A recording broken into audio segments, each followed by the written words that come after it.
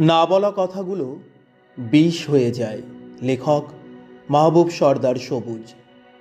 অতিরিক্ত চিন্তা ধীরে ধীরে আপনার সব সুখ কেড়ে নেয়।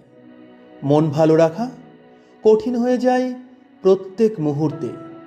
একসময় দেখবেন হাসিটা কৃত্রিম, প্রশান্তিটা হয়ে গেছে অজানা।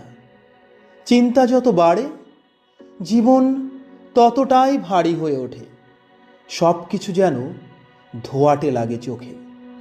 তাই মাঝে মাঝে থেমে একটুখানি দীর্ঘ শ্বাস নিন। মনটাকে একটু হালকা করে দিন নিজের জন্য।